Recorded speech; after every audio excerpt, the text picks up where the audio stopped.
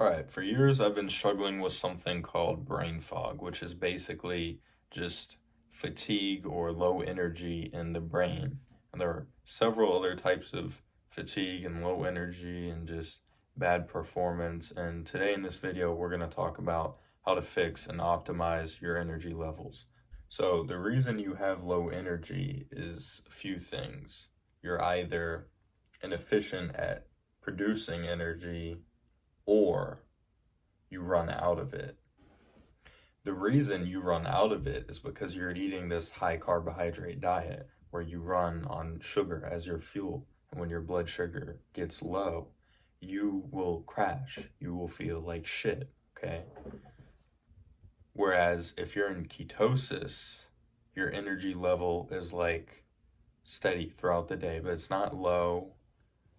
It's not too high, you're not antsy, you're not like a spaz, which is why, this could lower ADHD symptoms as well. But essentially, circle jerking your blood sugar all day is what's causing you low energy. So, the solutions are, one, you could eat another high carbohydrate meal. And you could have energy for several more hours. However, that's just extremely inefficient because then you just have to keep refeeding, and you're just spiking your insulin, you're blocking autophagy, which, if you don't know, like when you're in ketosis or when you fast, you're basically just cleaning out your body and eating all the bad cells and flushing everything out. And so when you keep eating carbohydrates, you're basically stopping that. All the extra glucose could feed cancer, feed bad bacteria in your gut, a lot of other things. However, even if you just fast, you will eventually run out of glucose if you are not fat adapted. So what you need to do is slowly over time become more fat adapted by lowering your total carbohydrates slowly and gradually as the weeks go on. And so once you're in ketosis, you'll notice that fasting is a lot easier. You will not be hungry. This goes more in line with how our ancestors were as hunter-gatherers, where they would fast all day, hunt their food, and then, eat the big feast at the end of the day. And another thing is, you don't want to be digesting food all day long. So even if you're in ketosis, if you're still eating like breakfast or really early lunch before you do the hardest task of the day, that digestion is going to take a lot of energy. It takes,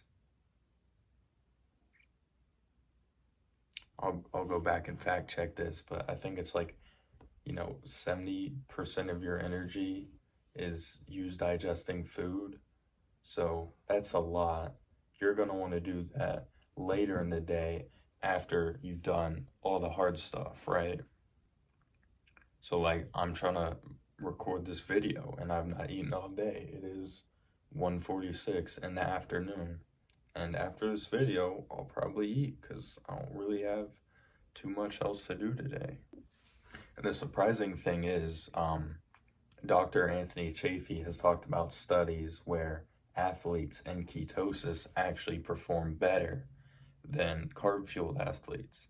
And this makes sense, if you're thinking about what I'm saying, because what do athletes have to do? They have to drink Gatorade in between games, these, high glycemic carbs, because they don't have time to digest like all the healthier fibrous carbs, so they just have to drink a bunch of sugar. And so these athletes don't really end up as healthy as the ketogenic athlete. These athletes were to not drink the Gatorade, they would have low blood sugar, which would negatively affect the rest of their game. Does that make sense? Whereas if you became fat adapted in the first place, it wouldn't have mattered.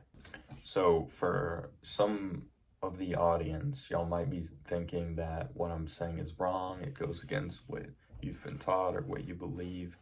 But what you might not realize is that all these corporations, the FDA, they don't want to help you become healthier. Hold on. What you need to understand is that mainstream media does not care about your health. They profit off of you being sick and unhealthy. So, back in the 1900s, Procter and Gamble invented seed oils, and then they paid off the American Heart Association to say that seed oils were healthier. And then the sugar companies did as well. So we switched our diets from more, saturated animal fats to more seed oils, more sugar. And what happened? Heart disease actually went up. And obesity, diabetes, everything went up since then. And yes, the general scientific consensus is still that, saturated fat raises LDL, LDL causes heart disease. But first of all, that's just not true, because LDL levels are affected by just so many different factors. I've been watching this metabolic scientist who does these challenges like 700 eggs a week or 600 strips of bacon, and his LDL goes down, or then he's eating more honey with that, and then his LDL is going down like even more. It's very weird. But even if it were to increase LDL doesn't cause heart disease. But yeah, if you live in the United States especially, you know about Bobby Kennedy and how he's gonna basically run the FDA now. So in a few months, or even by the end of this year, the new guidelines are going to come out saying, oh yeah, that's wrong, you need a higher fat diet, you need to stop eating like all the bread and the sugars. All right, if you've made it this far in the video, you know that you do not need carbs. If you're an athlete or whatever, I don't want to hear any excuses. Okay, your body will make all the glucose it needs. So all you can do now is take action. You do not have to do this forever, but if you decide that you feel better, that is life-changing, rather than you not doing the experiment and then not knowing how you would feel like. Because I'm gonna be honest, I might not ever go back to eating consistent carbs, because I just don't see the point, and I feel so much better this way. Do I feel perfect? No. I mean, I'm still on my own journey, but I feel so much better. And I just couldn't go back personally. So let me know how your experiment goes. Ask me any other questions related to diet and nutrition and just what to eat, how to balance your electrolytes, inflammation, whatnot, gut microbiome. And yeah, see ya.